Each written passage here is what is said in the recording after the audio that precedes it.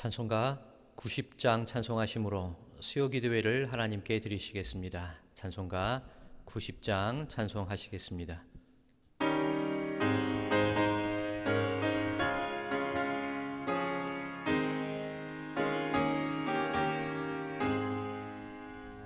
주 예수 내가 알기 전 날 먼저 사랑했네. 그 크신 사랑 나타나 내 영혼 거듭났네. 주 내 맘에 늘 계시고 나 주의 안에 있어.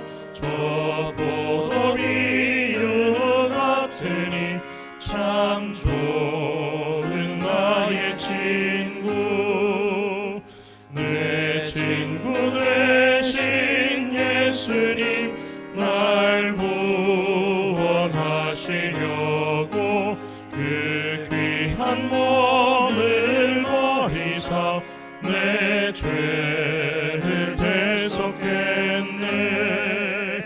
나 주님을 늘 믿으며 그 손을 의지하고 내 몸과 마음을 바쳐서 끝까지 충성하리. 내 진실하신 친구여 그는 내려주사 날 항상 보호하시고 내 방해 되옵소서. 그 풍성한 참 사랑을 니는 이끄는 소냐. 날 구원하신 예수는 참 좋은 나의 친구.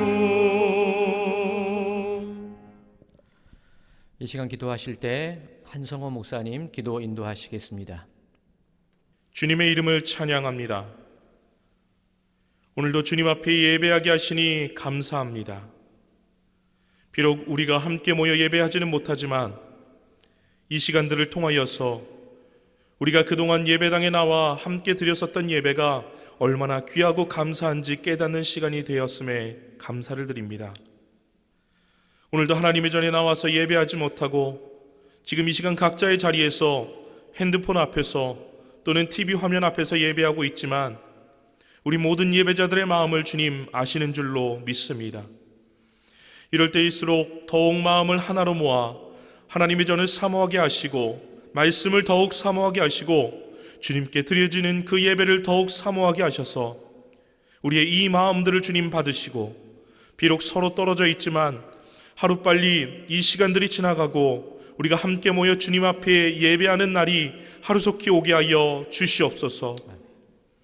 온 나라의 바이러스가 창궐하여 교회마다 예배가 중단되고 모임이 중단되는 이러한 사상 초유의 사태 속에서도 분명히 하나님의 계획과 섭리가 있음을 믿습니다.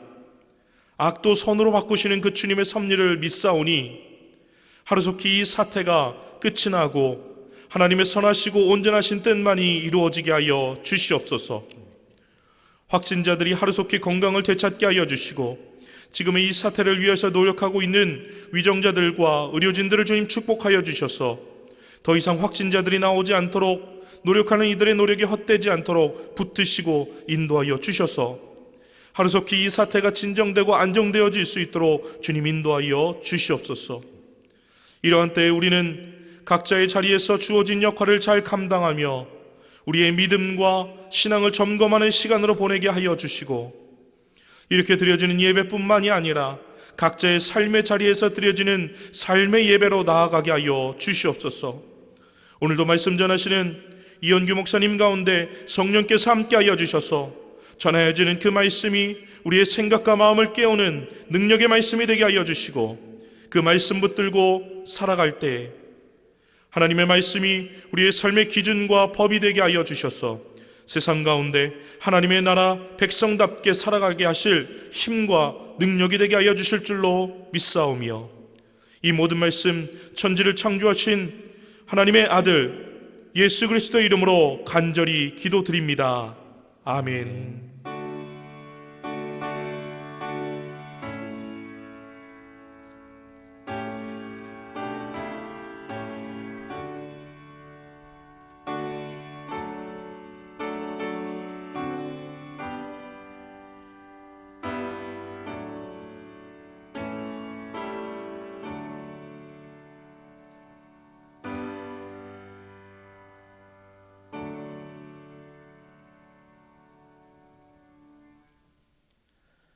이 시간 함께 하실 말씀은 예레미야 31장 15절에서 17절 말씀입니다. 예레미야 31장 15절에서 17절 말씀 제가 봉독하겠습니다. 여호와께서 이와 같이 말씀하시니라. 라마에서 슬퍼하며 통곡하는 소리가 들리니 라헬이 그 자식 때문에 애곡하는 것이라. 그가 자식이 없어져서 위로받기를 거절하는도다. 여호와께서 이와 같이 말씀하시니라. 내 울음소리와 내 눈물을 멈추어라. 내 일에 삭슬 받을 것인즉 그들이 그의 대적의 땅에서 돌아오리라. 여호와의 말씀이니라. 너의 장래에 소망이 있을 것이라. 너희 자녀가 자기들의 지경으로 돌아오리라. 여호와의 말씀이니라. 아멘. 이 시간 각 가정에서 혹은 일터 생업의 현장에서 말씀을 사모하시고 하늘의 은혜를 사모하여서 함께 모이신 성도님들의 모든 삶 위에 하나님의 소망이 함께 하시기를 축복합니다. 또한 우리가 함께 건강한 모습으로 얼굴과 얼굴을 다시 마주하게 되기를 간절히 소망합니다. 오늘 이 본문 말씀을 드리기에 앞서 먼저 성경에 나와 있는 여러 가지 관용적인 표현들 가운데 하나를 먼저 살펴보고자 합니다. 그것이 어떤 표현이냐 하면 열조와 함께 자다라는 그런 표현입니다. 열조와 함께 자다. 열왕기에 27번이 나와 있고 역대기에는 11번이 나와 있는 표현입니다. 그리고 많은 부분에 있어서 이스라엘 왕들의 죽음과 관련된 표현이 바로 그 표현입니다. 이 열조와 함께 자다라는 표현이 어떻게 시작이 되었느냐? 그것은 이스라엘의 매장 문화와 관련이 되어 있습니다. 이스라엘 땅 팔레스타인 지역은 매우 뜨거운 지역입니다. 그래서 누군가 죽음을 맞게 되고 그 시신이 굉장히 빨리 부패되는 그런 환경에 있는 것이 이스라엘입니다. 그래서 장례를 치르게 될 때에 가급적 하루를 넘기지 않고 장례를 치르게 됩니다. 그래서 가정에서 죽음을 맞게 되거나 집과 가까운 곳에서 누군가 돌아가시게 된다면 그 죽음 앞에서 그 시신을 세마포에 싸서 준비된 가족들의 동굴, 무덤 속으로 그 시신을 모시게 됩니다. 그리고 그 시신 1년, 2년, 3년이 지나서 세마포와 함께 그 시신이 다 부패되고 유골이 남게 되었을 때에 그 유골을 따로 수습하여서 따로 이렇게 모아두는 장소가 있다고 합니다. 그리고 또 다른 누군가 후손이 죽음을 맞게 되었을 때 그런 과정이 반복되고요. 또 역시 유골이 남게 되었을 때 그 이전에 죽음을 맞았던 그 조상의 유골과 함께 따로 모시는 그런 장례의 습관이 풍습이 있다고 합니다. 그래서 열조와 함께 자다. 그 말은 단어 뜻, 그 말 뜻대로 누군가의 죽음을 맞았을 때 단순히 무덤에 묻히는 것으로 끝나는 것이 아니라 그 시신이 그 뼈가 선조들의 뼈와 함께 눕게 되고 함께 모이게 되는 그런 것이 이스라엘의 장례 문화라고 할 수가 있습니다. 자, 그런데 집이나 가까운 곳에서 그렇게 죽음을 당하였을 경우는 장례가 하루 만에 이루어집니다. 그런데 행여 먼 곳에 있거나 길을 가던 중에 죽음을 맞게 되었을 때 그때는 어떻게 장례를 치르느냐? 그 죽음을 맞이한 그 타지에서 가까운 곳에 동굴을 준비하게 됩니다. 그리고 그 동굴 안에 시신을 모시게 되고 동굴 입구를 큰 돌로 막게 됩니다. 혹은 동굴을 발견하지 못하였을 때에는 그 길 위에 그 시신 위에 많은 돌을 쌓아서 짐승들로부터 해함을 받지 않도록 그 시신을 보호하게 됩니다. 그리고 시간이 얼마 지나서 양을 치던 아니면 여러 가지 여행 중에 있던 그 후손들이 다시금 그 자리를 방문하여서 그 유골을 다시 수습을 하고 가족들이 묻혀있는 무덤으로 그 유골을 모시고 가게 됩니다. 그래서 길에서 죽음을 당한 경우에 있어서도 결국은 그 유골이 선조들의 조상들의 뼈와 함께 묻혀지는 그 모습이 이스라엘의 장례 풍습이라고 할 수가 있습니다. 그래서 선조와 함께 자다라는 그 말은 제가 앞서 설명드린 것처럼 실제로 이스라엘 사람들이 죽었을 경우에 그 선조들과 함께 평안과 안식을 누리게 되는 그것이 이스라엘의 장래의 풍습과 문화라고 하게 됩니다. 그리고 그렇게 많이 모여진 선조의 무덤들 가운데 유명한 것이 있습니다. 헤롯 왕 때에도 많은 선조들의 무덤 가운데 헤롯 왕이 특별히 마음을 두어서 큰 건물을 짓고 그 무덤 위에 아름답게 장식한 곳이 한 군데가 있습니다. 그것이 무엇이냐면 아브라함의 무덤입니다. 바로 막벨라 굴이 되겠죠. 아브라함과 이삭과 야곱 그리고 그의 아내들이 함께 묻혀 있는 곳이 바로 그 막벨라 굴, 헤브론에 있는 바로 그 아름다운 곳이 헤롯 왕도 사모하였던 것이고 이스라엘 모든 백성들이 사모하는 선조들의 무덤입니다. 그런데 단순히 아브라함이 묻혔다고 해서 그 무덤이 의미가 있는 것은 아닙니다. 그 무덤이 상징하고 있는 것은 이스라엘 백성들에게 향하여 내려졌던 하나님의 언약을 눈으로 보는 장소가 바로 그 무덤이라는 겁니다. 갈대아 우르 땅에서 그렇게 이방 신을 섬기며 살았던 아브라함이 하나님의 약속을 믿고 그 고향 땅을 떠나게 됩니다. 그리고 마침내 하나님의 약속의 땅에 이르게 되었을 때 그곳에서 굴을 사고 그곳에서 자기의 가족들의 시신을 묻는 자신들의 약속이 하나님의 뜻 가운데 이루어져 가고 있는 것을 눈으로 보는 장소가 바로 막벨라 굴, 바로 그 선조들의 무덤이 된다는 것입니다. 그래서 말씀드린 대로 단순한 무덤이 아니라 약속이 확인되는 곳, 저들의 소망이 확인되는 곳, 그리고 이스라엘의 정체성이 확인되는 곳이 바로 막벨라 굴, 아브라함과 이삭과 야곱의 무덤이 있는 바로 그 장소라는 이야기입니다. 자, 그런데 아브라함과 이삭과 야곱 그리고 그 아내 가운데 그 무덤에 묻히지 못한 사람이 있습니다. 그가 누군가 하면 바로 라헬입니다.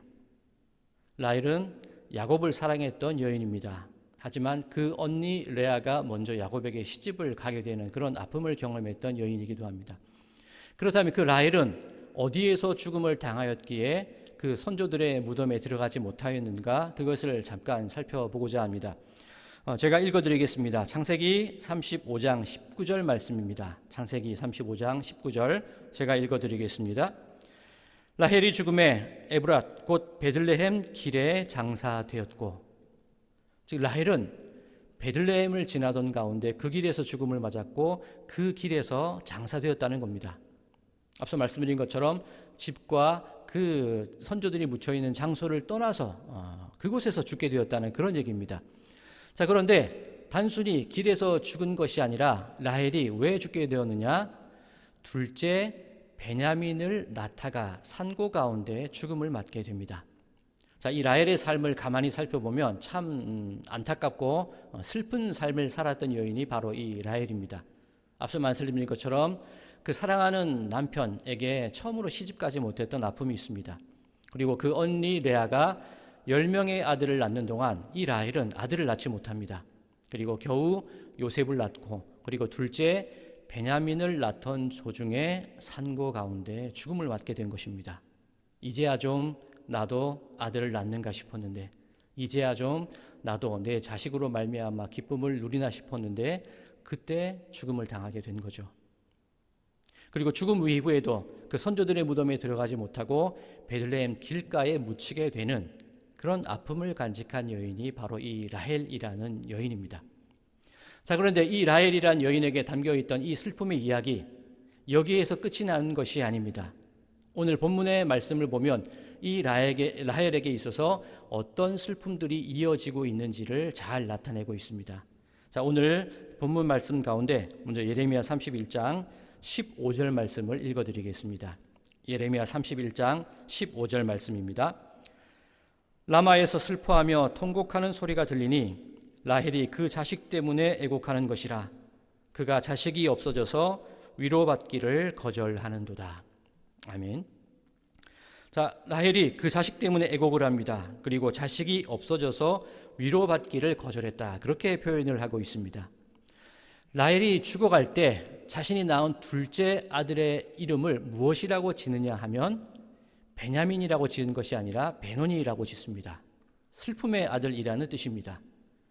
얼마나 그 마음 가운데 상처가 컸으면 그렇게도 간절히 바랬던 아들의 이름을 슬픔의 아들이라고 짓겠습니까? 하지만 그 슬픔의 아들 베노니라는 그 이름을 그대로 두지 않고 야곱은 베냐민이라는 이름, 오른손의 아들이라는 이름으로 바꾸기는 합니다. 어쨌든 라헬은 이처럼 자기 아들의 이름을 슬픔의 아들이라고 표현할 만큼 그 마음 가운데 상처가 있습니다. 그런데 그 아픔은 여기에서 끝나는 것이 아니라 오늘 지금 읽은 31장 15절 말씀 가운데 라마라는 장소가 의미하는 것을 살펴볼 때에 라헬의 슬픔과 아픔이 더욱더 커지는 것을 알게 됩니다. 15절에 나오는 라마라는 장소가 어떤 장소냐면 앞서 창세기에서 읽었던 베들레헴 길가에 라헬이 묻힌 그곳의 지명이 바로 라마입니다. 그런데 이 라마라는 곳, 이스라엘의 역사에 있어서 많은 아픔을 간직한 장소가 바로 이 라마라는 장소입니다. 이 라헬의 두 아들 있었죠. 누굽니까? 바로 요셉과 베냐민입니다. 베냐민 같은 경우에 남유다의 베냐민 지파를 이루게 되었고요. 요셉 같은 경우에는 그 두 아들 에브라임과 므낫세가 되겠죠. 그 두 지파가 그 요셉의 뒤를 이어서 12지파 가운데 이 북이스라엘을 담당하게 됩니다. 즉 북이스라엘의 두 지파, 남유다의 한 지파가 이 라헬의 씨에서부터 나오게 되는데 주전 587년에 바벨론에 의해서 유다가 멸망을 하게 됩니다. 이미 북이스라엘은 멸망한 이유가 되겠죠. 이 587년 전에 남과 북이 함께 멸망을 하게 되고 그 유다에 남아있던 이스라엘에 남아있던 많은 젊은이들이 바벨론의 포로로 잡혀가게 됩니다. 그런데 그 바벨론의 포로로 잡혀가는 과정 가운데 거치며 지나가야 될 장소, 그 도시가 바로 라마라는 도시입니다. 즉 라헬은 길가에서 죽게 되었고 그 선조들의 무덤에 들어가지 못하였고 많은 아픔을 간직한 여인이었습니다. 그런데 그곳 라마 무덤에 묻혀서도 라헬이 바라본 광경이 무엇이냐면 유다가 멸망하는 광경을 바라봤어야 했고 그 멸망하는 가운데 자신의 자손들, 자신의 아들들이 바벨론의 포로로 끌려가는 그 장면을 그 무덤에서라도 지켜보아야 했던 그 안타까움을 간직한 여인이 바로 라헬이라는 여인입니다. 그리고 이 라마라는 장소가 가지고 있는 슬픔의 뜻이 바로 거기에 있습니다. 자, 여기서 이 라헬의 슬픔이 끝이 날까요? 그렇지는 않습니다. 또 다른 슬픔이 이어지게 되는 것을 보게 됩니다. 이 라헬이 묻힌 장소, 라마라는 장소, 어디 길가라고 말씀을 드렸습니까? 바로 베들레헴 길가입니다. 그렇다면 베들레헴은 어떤 장소입니까? 예수님께서 태어나신 곳이 바로 베들레헴입니다. 하늘에는 영광, 땅에는 평화, 하늘의 천사와 목동들과 동방박사들이 예수님의 탄생을 기뻐하며 경배했지만 그때 이 베들레헴에 있던 2살 아래의 많은 남자아이들은 헤롯 왕에 의해서 살해를 당하게 됩니다. 제가 읽어드리겠습니다. 마태복음 2장 16절, 17절, 18절 말씀입니다. 먼저 16절부터 제가 읽어드리겠습니다. 이에 헤롯이 박사들에게 속은 줄 알고 심히 노하여 사람을 보내매 베들레헴과 그 모든 지경 안에 있는 사내 아이를 박사들에게 자세히 알아본 그 때를 기준하여 2살부터 그 아래로 다 죽이니. 베들레헴이라는 곳, 라헬이 묻혀있는 라마라는 곳, 이처럼 수많은 2살 이하의 어린 아이들이 죽어갔던 장소가 바로 이곳입니다. 그리고 라헬은 무덤에 묻혀서 그 베들레헴의 길가에서 그 아픔의 광경을 그대로 바라보고 있는 것이 라헬의 모습이었다는 겁니다. 앞서 선조들의 무덤, 열조들이 함께 모여있는 그곳에 들어가지 못했던 라헬은 라마라는 베들레헴의 길가에서 자신의 아들의 이름을 슬픔의 아들이라고 짓기도 했고 그리고 자신의 인생을 슬퍼하며 죽음을 당하기도 했고 이스라엘과 유다의 청년들이 포로로 잡혀가는 장면을 바라보기도 했고 그리고 베들레헴에서 2살 이하의 어린 아이들이 죽어가는 광경을 바라보기도 했던 것이 이 라헬이라는 여인의 삶, 라마가 간직한 의미입니다. 자, 그런데 이 라헬의 여인의 삶, 이 라마라는 장소를 생각할 때에 저는 오늘 이 시간 우리들의 모습과 너무나도 닮아 있는 것은 아닌가, 그런 생각을 한번 가져보게 됩니다. 지금 우리 성도님들 각 가정에서 혹은 생업의 자리에서 예배를 드리고 계십니다. 그리고 우리 성도님들 지난 2주간 주일 이 성전을 찾지 못하셔서 안타까움과 아픔의 예배를 드리셨다는 말씀을 많이 들었습니다. 예배의 귀중함이 그렇게 컸던가, 성전의 소중함이 그렇게 깊었던가, 그런 말씀들을 나누시는 이야기를 전해 들었습니다. 우리 성도님들께 이 성전이 가지고 있는 의미, 참 많은 의미가 있을 겁니다. 우리 성도님들의 삶의 스토리가 함께 있는 곳이 바로 이 성전이 아닐까 합니다. 물론 하나님께서 거하시는 하나님의 집이기도 하고요. 그리고 이 성전이 지어지기까지 얼마나 많은 성도님들의 헌신과 노력이 들어갔습니까? 이 성전을 짓기 위해 힘 다하여서 벽돌을 지고 날랐던 그런 이야기를 듣게 됩니다. 소금이나 생선을 팔아서 그 귀한 헌금을 하나님께 드려서 이 성전을 세워나갔던 그런 이야기들을 들었습니다. 이 성전이 가지고 있는 의미, 단순히 예배당, 교회가 아니라 우리 성도님들의 정성과 소망이 담긴 곳이고, 삶이 아무리 힘들고 어려워도 이 성전을 찾아 기도함을 통하여서 그 마음 가운데 위로와 평안을 얻었던 장소가 바로 이곳입니다. 하나님의 약속이 드러나는 장소, 그리고 우리들의 소망이 드러나는 장소가 바로 이 성전이라는 뜻입니다. 그리고 행여라도 새가족분들이나 이 성전이 지어진 이후에 오신 분들의 경우도 크게 다르지 않습니다. 이곳으로, 이 근처로 이사하시게 되고 설린교회를 찾고 이 설린교회의 한 가족이 되기까지 그 마음 가운데 참 많은 결심과 결단이 있으셨는 줄로 압니다. 내가 이곳에 잘 정착할 수 있을까? 내가 이곳에서 함께 성도들과 교제를 나눌 수 있을까? 그런 긴장과 떨림 가운데 교회를 찾으시고 함께 이곳에서 신앙생활을 해 나가시는 것, 모든 분들에게 그런 추억과 결단과 소망이 담긴 장소가 바로 이 성전이라는 겁니다. 그런데 라헬이 그 라마에 누워서 선조들의 열조들의 무덤에 들어가지 못하는 그 안타까움, 그 슬픔을 바라보며 그 길가에 그저 누워 있는 것처럼 지금 우리들도 어쩌면 이 성전을 향한 그 소망을 잠시 덮어준 채 그저 길가에서 아니면 성전의 주변에서 그저 이 성전만을 바라보고 있는 것이 우리들의 모습은 아닐까, 그런 생각을 한번 해보게 됩니다. 저곳이 귀한 곳인데, 저곳이 소망의 땅인데, 저곳에 들어가야만 하나님의 그 임재와 거룩함을 맛볼 수 있을 텐데 왜 들어가지 못할까? 혹은 죄책감으로, 혹은 자책감으로, 혹은 누군가를 탓하면서, 혹은 내 삶의 잘못된 것들을 회개하면서 그렇게 마냥 성전을 바라보고만 계신 것이 우리 성도님들의 삶의 모습은 아닙니까?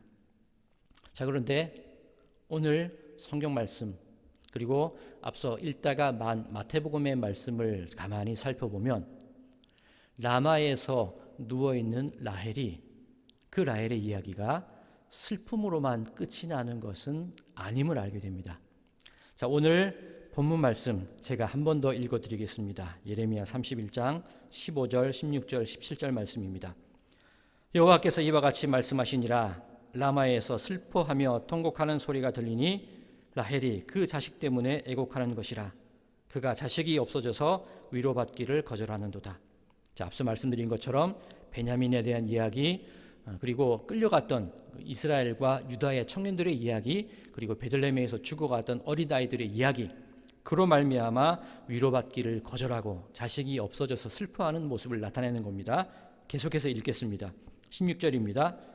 여호와께서 이와 같이 말씀하시니라. 내 울음소리와 내 눈물을 멈추어라. 내 일에 삭슬 받을 것인즉 그들이 그의 대적의 땅에서 돌아오리라. 여호와의 말씀이니라. 너의 장래에 소망이 있을 것이라. 너의 자녀가 자기들의 지경으로 돌아오리라. 여호와의 말씀이니라. 아멘. 그리고 제가 앞서 읽지 않은 마태복음 2장 17절과 18절도 같은 말씀입니다. 오늘 본문의 말씀을 다시 한번 반복하면서 예레미야의 예언이 이루어졌음을 선포한 것이 마태복음 2장 17절과 18절의 말씀입니다. 중복되는 말씀이라 이 부분은 읽지 않겠습니다. 자, 이 라마라는 곳이 어떻게 회복의 땅이 되느냐? 예레미야 선지자 역시 포로로 잡혀서 바벨론으로 끌려가게 됩니다. 그런데 끌려가던 도중 예레미야는 노임을 받게 되고 풀림을 받게 됩니다. 그 장소가 바로 라마입니다.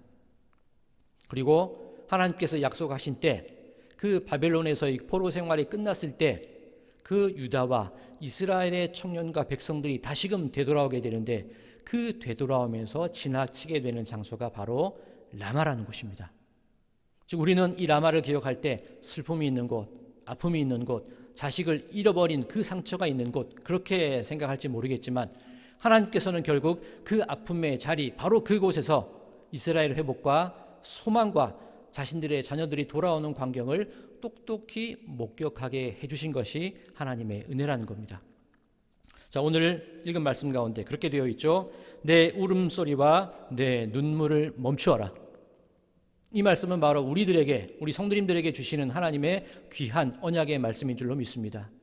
우리는 하나님의 전을 찾지 못하고 마치 베들레헴 길가에서 슬퍼하는 그런 라헬에 애통하는 마음으로 지금 계신 줄로 믿습니다. 하지만 하나님께서는 그 라헬의 슬픔과 아픔을 외면하지 않으시고 그대로 내버려 두지 않으시고 그 라헬을 향하여, 그리고 그 길가에서 우리들의 삶의 터전에서 슬퍼하는 우리들에게 분명히 말씀하십니다. 내 울음소리와 내 눈물을 멈추어라. 열조들의, 선조들의 무덤, 그곳도 분명 중요한 곳입니다. 그리고 하나님의 임재가 있는 이 성전 또한 중요한 곳입니다. 하지만 하나님께서 말씀하시는 것은 라마라 할지라도 베들레헴 길가라 할지라도 선조들의 무덤에 들어가지 못한 그저 쓸쓸한 길가의 무덤이라 할지라도 하나님은 그곳을 내버려 두지 않으신다는 겁니다. 우리 성도님들의 삶의 자리와 가정에서 예배드리는 바로 이 순간을 그저 내버려 두지 않으신다는 것이 하나님의 귀한 약속인 줄로 믿습니다. 하나님은 이렇게 말씀하십니다. 그들이 그의 대적의 땅에서 돌아오리라. 반드시 우리들의 삶이 회복되고 우리들의 삶이 다시금 이 성전을 찾아 함께 기쁨으로 얼굴과 얼굴을 대하고 손과 손을 맞잡고 하나님을 찬양하게 될 그 날이 반드시 돌아올 것이라는 선포를 하나님께서 해 주시는 것입니다. 또한 이렇게 말씀하시죠. 너의 장래에 소망이 있을 것이라. 지금은 슬픔이요, 지금은 죄책감이요, 지금은 아픔이요, 지금은 안타까움이요, 지금은 격리되고 나가지 못하는 그런 답답함 가운데 놓여 있다 할지라도 분명히 우리들의 미래에 소망이 주어지게 될 것을 하나님은 선포하고 계십니다. 또 이렇게 말씀하시지요. 너희 자녀가 자기들의 지경으로 돌아오리라. 우리들의 삶의 지경, 우리들의 삶의 환경, 우리가 일했던 직장, 우리들이 행했던 모든 삶의 이 일들, 그리고 우리가 밟았던 내 삶의 이 동대와 이 십정동, 혹은 여러분들이 살고 계시는 그 거리, 그 지경으로 여러분들을, 성도님들을, 이 민족을 다시금 돌아오게 하고 그 지경을 회복시키시겠다는 하나님의 귀한 언약인 줄로 믿습니다. 사랑하는 성도 여러분들, 지금 가정에서 혹은 일터에서 예배를 드리면서 그 마음 가운데 안타까움을 가지고 계신 분들 많으리라 믿습니다.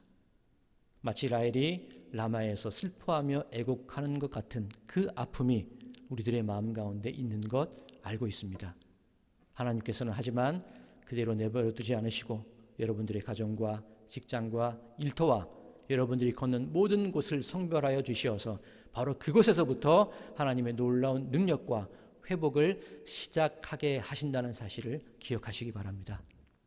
사랑하는 성도 여러분들, 오늘 하나님께서 말씀하시는 것처럼 눈물을 멈추시기 바랍니다. 하나님께서 언약하신 것처럼 다시금 돌아올 그 날을 소망하시기 바랍니다. 그리고 하나님께서 말씀하시는 것처럼 우리들의 지경이 회복될 것을 믿는 믿음으로 지금 당하는 고단을 이기며 나가시는 모든 분들이 되시기 바랍니다. 그를 통하여서 함께 성전이 되었건 우리들의 삶의 터전이 되었던지 간에 함께 하나님을 찬양하며 그 회복하시는 놀라운 은혜를 함께 누리며 나아가는 우리 성도님들과 모든 분들의 삶이 되시기를 주님의 이름으로 간절히 소망합니다. 기도하시겠습니다. 사랑과 은혜가 많으신 하나님 아버지, 저희들의 마음 가운데 애통함이 있음을 고백합니다. 안타까움이 있음을 고백합니다.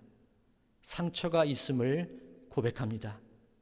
우리들의 삶을 지키지 못하였고 하나님의 전을 지키지 못하였고 이곳에서 이렇게 연약하게 무기력하게 앉아 있을 수밖에 없는 이 상황, 이 모습 때문에 참 많은 상처를 간직하고 있는 것이 저희들의 삶의 모습임을 고백합니다.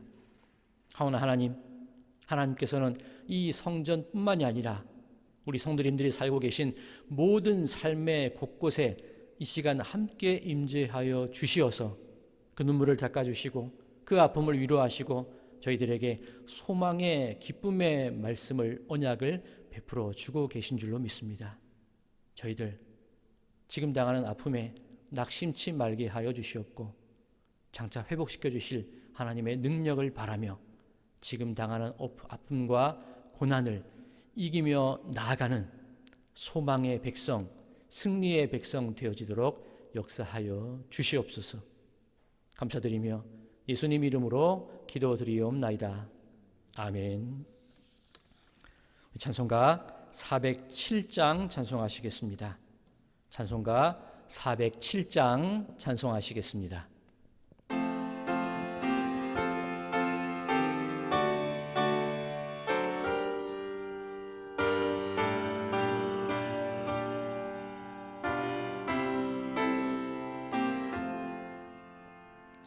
구주와 함께 나 죽었으니 구주와 함께 나 살았도다. 영광의 그날에 이르도록 언제나 주만 바라봅니다. 언제나 주는 날 사랑하사 언제나 새 생명 주시나니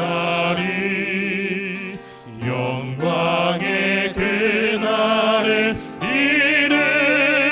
이르도록 언제나 주만 바라봅니다.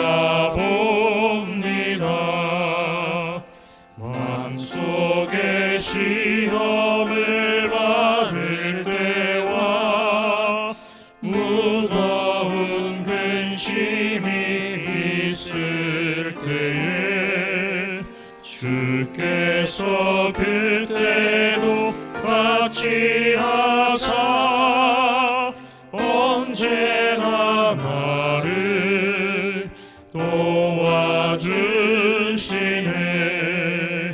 언제나 주는 날 사랑하사 언제나 새 생명 주시나니 영광의 그날을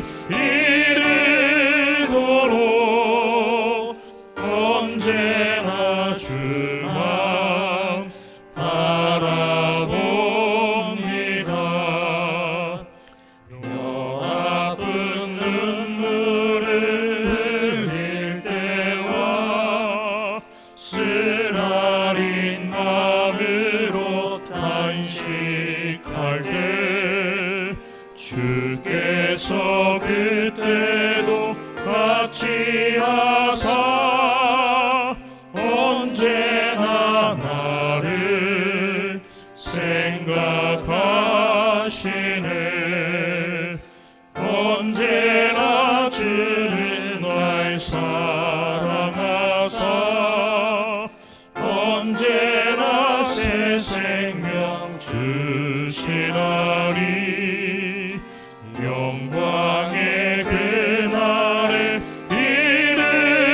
이르도록 언제나 주만 바라봅니다. 내 몸의 약함을 아시는 주 못 고칠 질병이 아주 없네. 괴로운 날이나 기쁜 때나 언제나 나와 함께 계시네. 언제나 주는 날 사랑하사 언제나 새 생명 주시나니. 영광의 그날을 이르도록 언제나 주만 바라봅니다.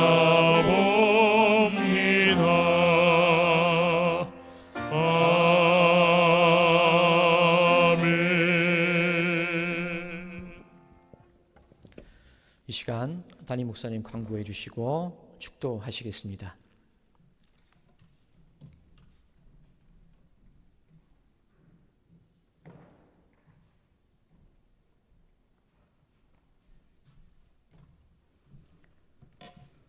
가정에서 또 삶의 자리에서 또 함께 예배에 참여해 주신 우리 성도님들께 다시 한번 감사를 드립니다. 불편함 가운데서도 또 예배의 자리를 잊지 않고 또 주님께 예배하신 여러분들에게 하나님의 은혜와 우리 하나님의 긍휼과 위로하심이 또 함께 하시기를 주님의 이름으로 간절히 축원을 드립니다.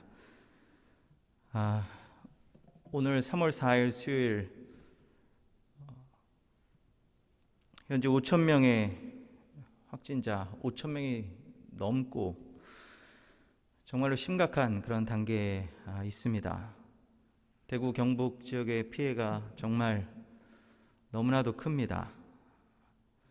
또 특히 체력의 한계를 느끼고 있는 또 의료진들의 모습을 보면 정말 마음이 아프고 또 가슴이 짠합니다. 깊게 패인 마스크 자국이나 그리고 보안경 그 자국을 보면 참 마음이 아픕니다. 의료인이 아니기에 달려가서 돕고 싶지만 또 봉사하고 싶지만 어떻게 해야 되는지도 모르겠고 또 우리가 과연 그렇게 봉사할 수 있을지 그것도 사실은 의문입니다. 아마 저와 같은 그런 마음을 많은 분들도 갖고 계시리라 그렇게 생각이 듭니다. 우리가 의료인이 아니기에 전문가가 아니기에 우리가 도울 수 있는 것이 무엇일까? 우리가 기도로 도울 수 있습니다. 우리 성도님들 기도해 주시기 바랍니다. 기도가 가장 큰 힘과 능력인 줄로 믿습니다. 특별히 대구와 경북 지역 위에서 기도해 주시고 또 수고하는 의료진들 위해서 여러분들 기도해 주시기를 부탁을 드립니다. 두 번째로 우리가 할 수 있는 일이 있습니다.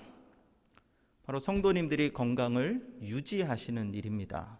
우리 성도님들이 아프시지 않고 그리고 또 이 코로나19 바이러스에 감염되지 않으시고 여러분들이 일상의 삶을 살아가는 것, 이것이 우리가 대구나 경북 지역에 달려가서 그분들을 돕는 일만큼이나 아니면 어쩌면 그보다 더 큰 그런 도움이 될 수 있습니다.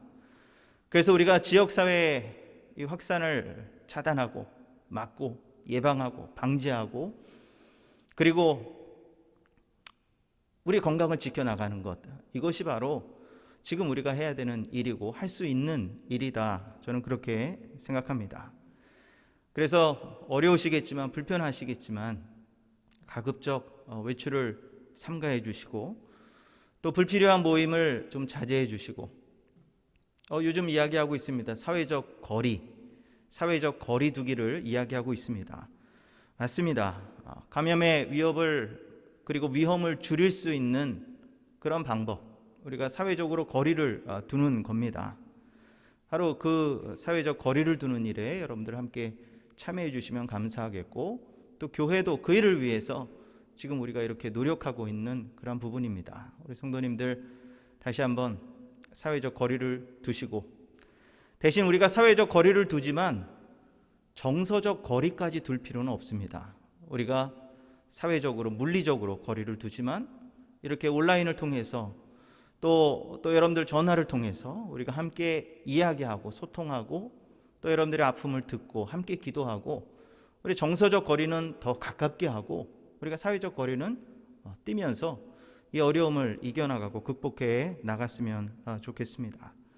다시 한번 이 예배에 참여하신 여러분들께 다시 한번 감사를 드리고 이번 주 금요일 심야 예배도 우리가 온라인으로 이렇게 예배를 드립니다. 주일 예배는 우리가 금요일쯤 상황을 보고 금요일 심야 예배 시간에 우리가 광고 드리고 주일 예배 진행에 대해서 말씀을 드리도록 하겠습니다. 지금 하루가 다르게 상황이 바뀌어지는 그런 지금 이 시점에서 미리 앞으로의 며칠간 후도 사실은 참 예견하기 어려운 그런 부분입니다. 하지만 이런 감염병 확산을 막는 일에 우리 성도님들 함께 참여해 주시고 또 함께 최선을 다해 주시면 감사하겠고, 특별히 아픔과 어려움 중에 있는 분들을 위해서 기도하시는 그 일, 그리고 하나님께 예배하고 하나님을 바라보는 그 일 여러분들 멈추지 않고 계속해서 해 주셨으면 하는 그런 부탁의 말씀을 드립니다. 다 같이 기도하시겠습니다. 사랑의 주님, 우리의 울음소리와 눈물이 멈추는 그런 위로가 어느 때보다도 필요한 이 시점입니다. 주님, 다시 한번 우리를 긍휼히 여기시고 불쌍히 여기시고 우리가 어느 곳에 있든지 주님께서 우리를 내버려 두지 않으시고 우리를 사랑하시고 또 위로하시고 힘주시는 분이심을 우리가 믿고 고백합니다. 하나님, 다시 한번 우리 삶의 자리를 주님께서 축복하시고 성별하여 주셔서 우리가 예배하는 그곳이 바로 하나님께 예배하는 예배의 제단이 되게 하시고 하나님의 축복을 경험하는 가정이 되게 하시고 그리고 일터가 되도록 하나님 인도하여 주시옵소서. 하나님의 축복의 통로가 되어서 저희들 그 축복을 이웃과 나눌 수 있는 그 아름다운 가정과 기업, 우리 삶의 자리가 되도록 하나님 인도하여 주시옵소서. 특별히 어려움을 겪는 많은 지역 또 많은 환자들, 의료진들이 있습니다. 주님께서 저들을 긍휼히 여겨주시고 다시 한번 저들을 회복되게 하시고 또 하나님의 놀라운 능력을 경험하는, 기적을 경험하는 저들의 삶이 되도록 하나님 인도하여 주시옵소서. 오늘도 불편함을 감수하고 또 예배 자리에 주님 앞에 엎드린 사랑하는 귀한 백성들이 있습니다. 주님께서 긍휼히 여기시고 하나님의 놀라운 은혜와 능력이 그리고 치유와 회복이 넘치도록 하나님 축복하여 주시옵소서. 이젠 우리 주 예수 그리스도의 구속의 은혜와 아버지 하나님의 극진하신 사랑하심과 성령님의 감화 감동 역사 위로하심이 이 시간 삶의 자리에서 주님 앞에 머리 숙인 사랑하는 귀한 백성들 각자의 삶과 가정과 기업과 자녀와 사랑하는 부모님들 위해 지금부터 영원토록 함께 하시기를 간절히 축원하옵나이다. 아멘.